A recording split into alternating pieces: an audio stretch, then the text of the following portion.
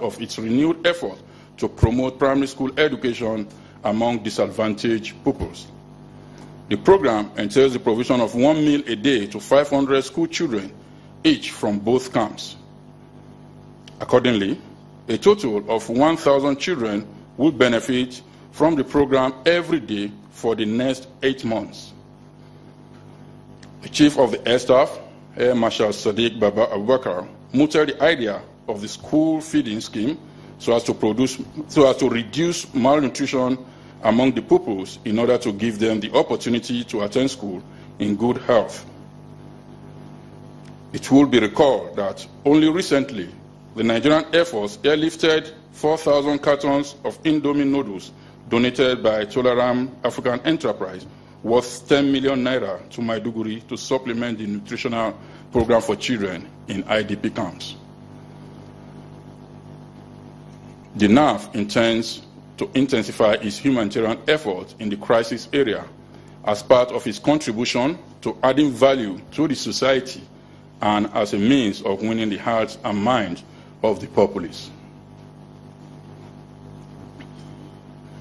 Now let us take a look at challenges in the conduct of air operations. The successes recorded by the air component from April to June 2017 were not achieved without a few setbacks and challenges. Although efforts were put in place to as much as possible mitigate these challenges, one of them is still worth of mention. The major challenge that affected air operation during the period was adverse weather. This is, however, to be expected in the theater during the period under review. Thunderstorms and rainfall impacted negatively on some air operation during the period. There were days that flights had to be delayed or cancelled outrightly for reasons of weather. Notwithstanding this, the air component still conducted significant air operations during the period. Now, what are the lessons learned?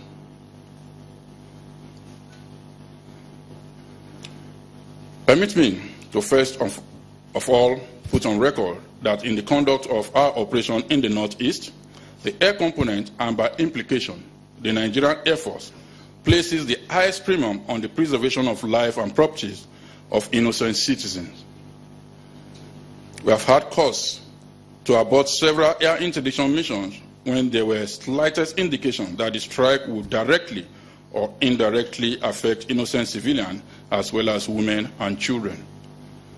To this end, we constantly evaluate our activities and procedures to ensure that lessons are learned for the improvement of our operational efficiency and conduct in terms of preventing harms to innocent public, including women and children. In a similar vein, we take due diligence to ensure the safe conduct of operation in order to preserve the lives of own personnel and those of the surface forces. Hence, the air component exercises utmost caution and professionalism in the conduct of its operations. While military operations of the current magnitude are inevitably accompanied by an acceptable measure of risk and incident, it is essential that lessons are learned from the incident and everything done to prevent reoccurrence. For instance, during the period under review, there was an incident involving Agusta 109 LUH helicopter, which developed a technical fault at a critical stage in flight. Fortunately, the professionalism and experience of the well-trained crew was instrumental in bringing the situation to a favorable condition without any loss of life or serious injuries to persons. Detailed investigations have already commenced by the accident investigation team. It is expected that after the investigation, the outcomes therefrom will go a long way in ensuring that the air component does not experience any repeat of such occurrence. Now, our projection for the third quarter.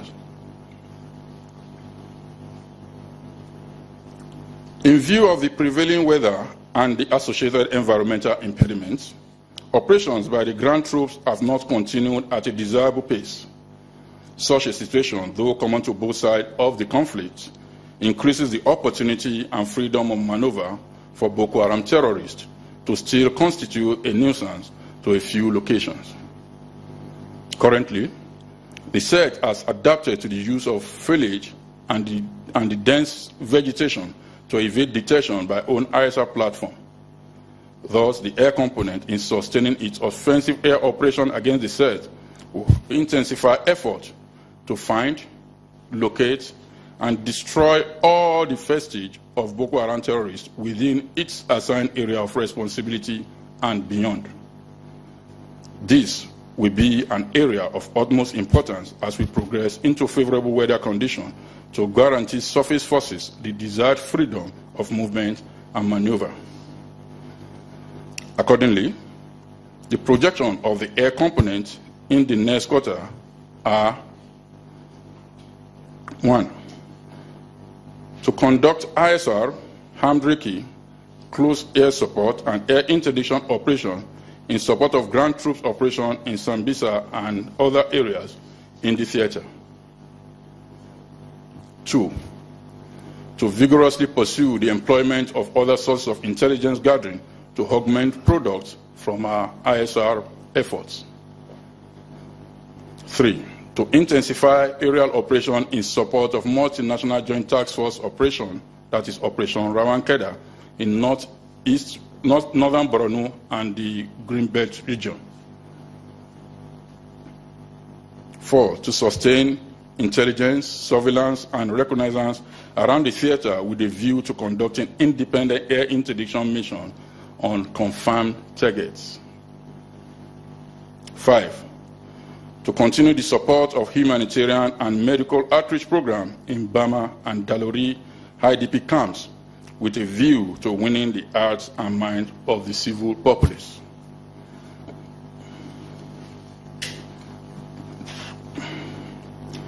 It is expected that all these efforts will contribute towards the air component's efforts to clear Boko Haram terrorists from their camps and hideouts, and to enable ground troops dominate the entire Northeast and restore normalcy and better life to innocent citizens in the Northeast. In conclusion, within the period under review, the air component actively supported the theater command in continuation of the latest clearance operation under Operation Deep Punch. This was additional to several air operations conducted in support of multinational joint task force ongoing Operation Rawankeda. Further to missions conducted in direct support of the ground troops offensive, the air component also carried out independent operations to shape the environment for ground troops to operate effectively. These were executed through the provision of extensive intelligence, surveillance, and reconnaissance over the airstrikes and identify legitimate targets. In addition to supporting the ground forces, the air component conducted independent air operations in areas where Boko Haram terrorist activities were observed to be taking place. These are evident in the various successful strikes recorded against Boko Haram terrorist targets, like buildings with solar panels, vehicles, and technicals, as well as gathering of insurgents. The successes recorded in the period were achieved through a range of air operations comprising of air interdiction, close air support, armed recce, intelligence, surveillance, and reconnaissance, and tactical airlift missions. The air component also recorded other achievements, including several successful liaison missions, casualty evacuation, and humanitarian operations. Notwithstanding the current challenges of weather, which have an effect on the conduct of our operation and also provide more vegetation within which Boko Haram terrorists conceal their activities, the air component aims to consolidate on the achievement recorded in the second quarter of 2017 by concentrating our efforts in areas where Boko Haram terrorist activities are still observed. On this note, Our sincere